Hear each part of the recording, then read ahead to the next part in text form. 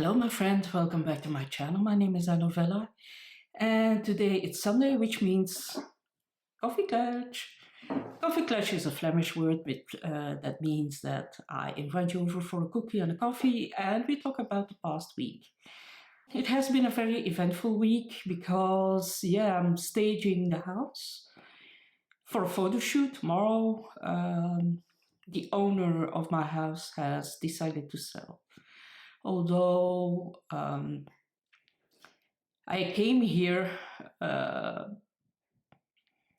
with the promise that I could stay here for 9 years. My contract is for 9 years, but if they decide to sell, then the contract is up in the air.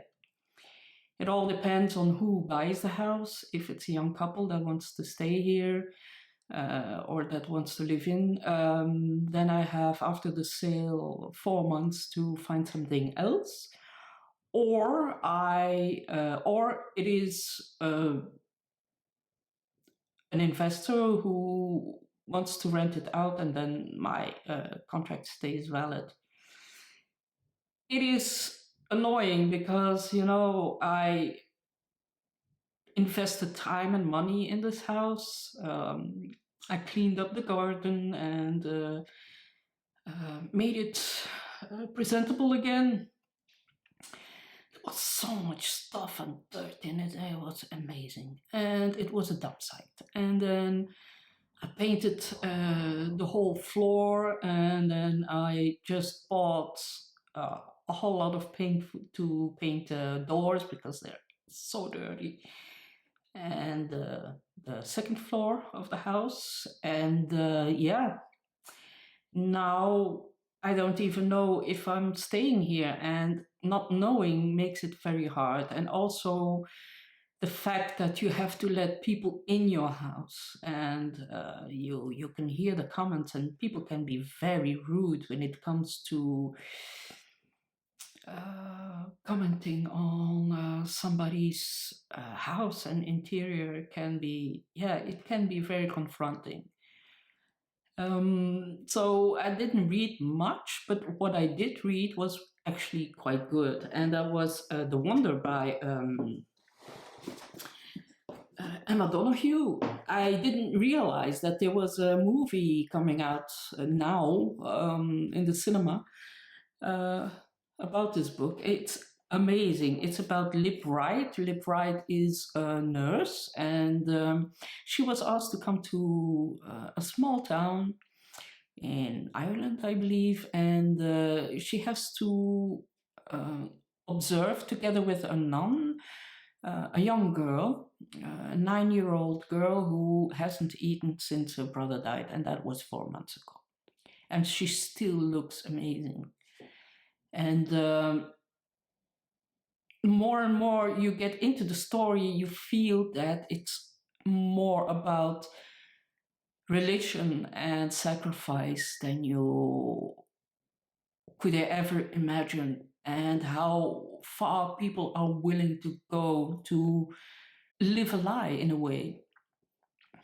It is an amazing story. It's very well written, very engaging. You really feel sucked into the story and into the room that the little girl lives in, and you vividly see that girl and the mother and the nun and the bishop, and it's very, very well done. This is absolutely a very good book, very engaging, very not spooky, but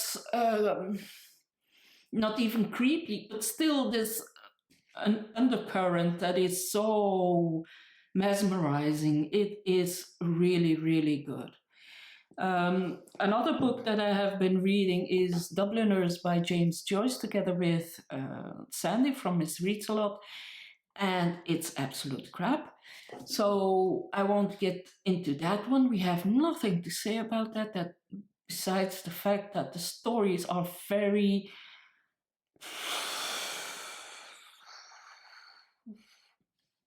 that's the word. And then I also finished Emma with Micah. And at the beginning, we very much liked the book, but now we are not so sure anymore. Anyway, we are talking about that book in an hour or so, and we will post it on our channels on Friday, I believe. Then a book that I'm starting to read is A Tip for the Hangman by Allison Epstein, or Epstein. This is about a man who lives in England in 1585, and it's Kit Marlowe is on his last year in Cambridge, and Queen Elizabeth's spymaster approaches him with an unusual career opportunity, going undercover to prevent Mary Stuart, Queen of Scots, from plotting her way to the English throne. Spying on Mary turns out to be more than Kit bargained for, but his salary allows him to mount his first play, and over the following years he becomes the toast of London's raucous theatre scene. But when Kit finds himself drawn back into the world of espionage, he realizes one wrong move would make everything he's worked for so hard to attain, including the trust of the man he loves, vanish in an instant. Sounds really intriguing. A Tip for the Hangman by Allison Epstein.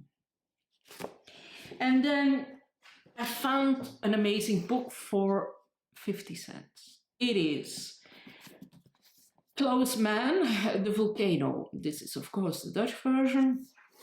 Klaus Mann is the son of Thomas Mann. He was just as talented as his father was, and this is his best novel ever written, apparently. The Vulcano is about a group of